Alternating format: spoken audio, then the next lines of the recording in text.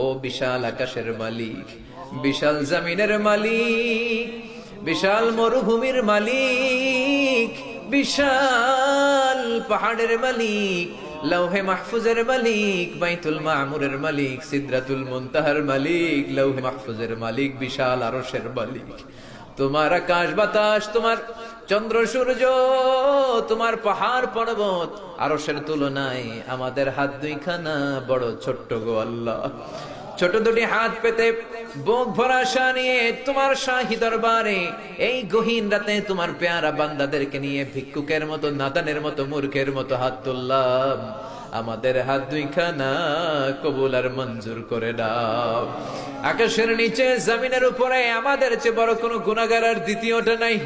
এমন কোন গুনাহ নাই যে আমরা করি নাই, সগীরা কবিরা, জেনে না জেনে, ইচ্ছায় অনিচ্ছায়, শিরকি বেদাতি, বন্ধুর পাল্লায় পড়ে, শয়তানের ধোঁকায় পড়ে হাজার হাজার গুনাহ করেছি। তোমার দরবারে আমরা ক্ষমা চাই, তওবা করলাম, আমার জীবনে গুনাহ করব না।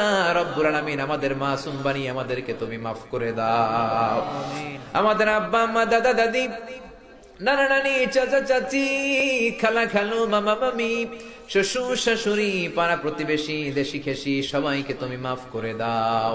আমাদের যত আত্মীয় স্বজন 3.5 হাত কবরের বাসিন্দা, তাদের কবরগুলোর জান্নাতুল ফেরদাউসের বাগান বানিয়ে দাও।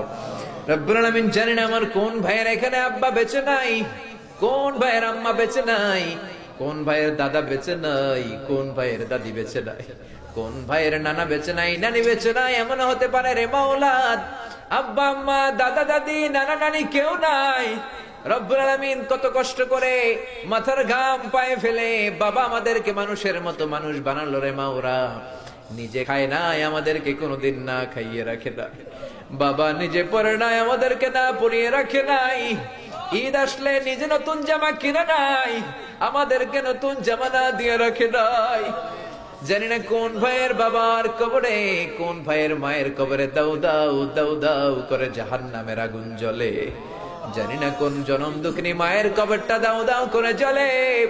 কত কষ্ট দিলাম দুঃখিনী মা, মার কলিজার মাঝখানটাতে লাথি মেরে দুনিয়ায় আসলাম। আমার মা অজ্ঞান হয়ে পড়ে রইল, আবার জ্ঞান ফিরার পর আমারে কোলে তুলে নেয়। সবাই বলল 10 মাসের কষ্ট এত তাড়াতাড়ি ভুললি কেমনে? আমার মা জবাবে বললেন, তোমরা বুঝবা না, যখন আমি আমার সন্তান কোলে লইছি, বুকে লইছি, চুমা খাইছি রে, 10 মাসের সব কষ্ট আমি 1 মিনিটে ভুলা ফালাইছি। জানি না কোন ভাইয়ের ওই জনম দুঃখিনী মায়ের কবরে আগুন জ্বলে, কোন ভাইয়ের আব্বা জানের কবরে আগুন জ্বলে, দাদার কবরে, দাদির কবরে, নানার কবরে, নানির কবরে আগুন জ্বলে।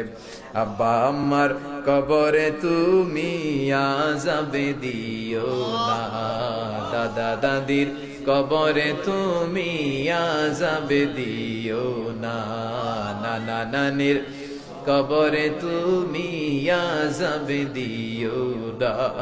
রব্বুল আলামিন নাম না জানা যত মুমিন বান্দা বান্দি তামাম জাহানের যত কবরস্থানে যত মুমিন বান্দা বান্দি মুর্দেগান হয়ে পড়ে আছে, প্রত্যেকের কবর গুলোরে তুমি জান্নাতুল ফেরদাউসের বাগান বানিয়ে দাও। রব্বুল আলামিন যারা টাকা দিয়ে, পয়সা দিয়ে, বুদ্ধি দিয়ে, পরামর্শ দিয়ে আজকের এই কোরআনের 27তম কোরআনের বাগানটারে সফল করলো মাওলা, কিয়ামতের দিন কঠিন মুসিবতের কালে এই মাহফিলটাকে তুমি তাদের নাজাতের ওসিলা বানিয়ে দাও।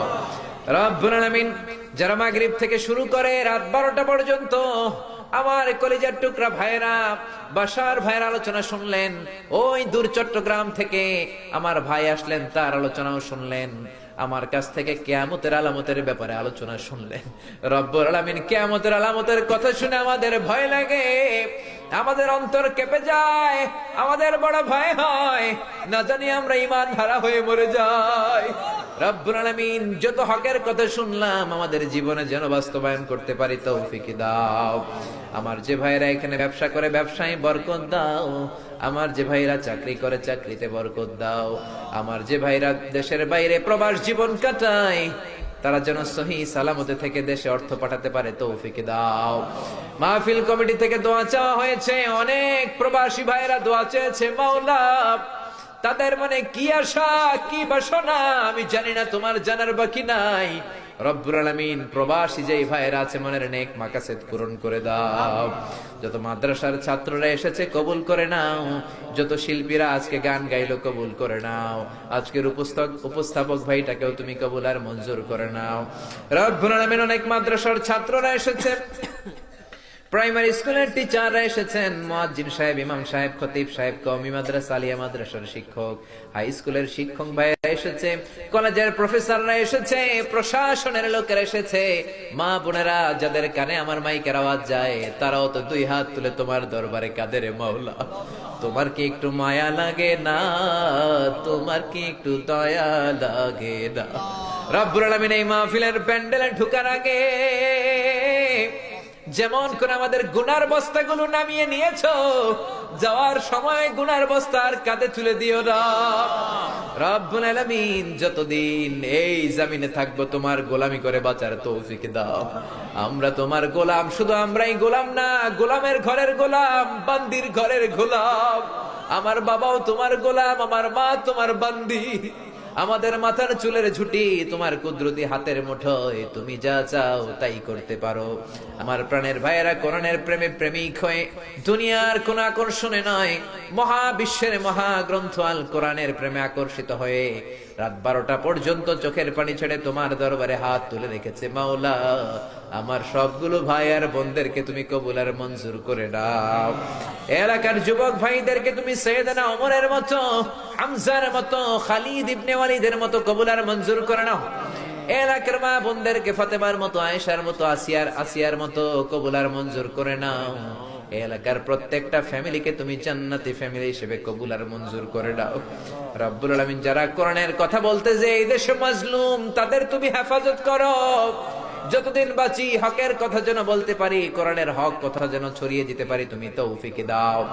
কয়েকদিনের হায়াত নিয়ে এসেছি, আমাদের কেউ জানা নাই, জানি না কোন দিন মালাকুল মাউতের হাতে ধরা পড়ে যায়, জানি না কোন দিন ওই মসজিদের মাইকে বলা হবে অমুক এলাকার অমুক ভাই আমাদের মাঝে দুনিয়ায় ডাক, জানি না কোন দিন কাফনের সাদা কাপড় দিয়ে আমার দেহটারে পেঁচ দেয়া হবে। এই দুনিয়ায় আসার একটা সিরিয়াল আছে, যাওয়ার কোনো সিরিয়াল নাই। আসার সময় তুমি দাদা পাঠাও, তারপরে বাবা, তারপরে ছেলে, তারপরে নাতি, কিন্তু যাওয়ার সময় মাঝে মাঝে দাদার আগে নাতি চলে যায়, যাওয়ার সময় মার আগে মাঝে মাঝে মেয়ে চলে। শুধু অসুস্থরাই মরে না, সুস্থরাও মরে যায়। শুধু বৃদ্ধ বৃদ্ধারা মরে না, মাঝে মাঝে দেখি যুবক যুবতীরাও মরে যায়। হসপিটালের শুধু রোগীরাই মরে না, মাঝে মাঝে শুনি ডাক্তাররাও মরে যায়। রব্বুল আলামিন কয়দিনের হায়াত নিয়ে এসেছি জানি না, যতদিন বেঁচে থাকি কোরআন মেনে, বিশ্বনবীর সুন্নাহ মেনে চলতে পারি, তৌফিক দাও। আমার এই বাংলার জমিনের উপর তুমি তোমার খাস রহমত আর বরকত নাজিল করো। এই বাংলার 56,000 বর্গ মাইলের প্রতিটা ইঞ্চি মাটিকে তুমি কোরআনের ঘাঁটি হিসেবে কবুল করে দাও।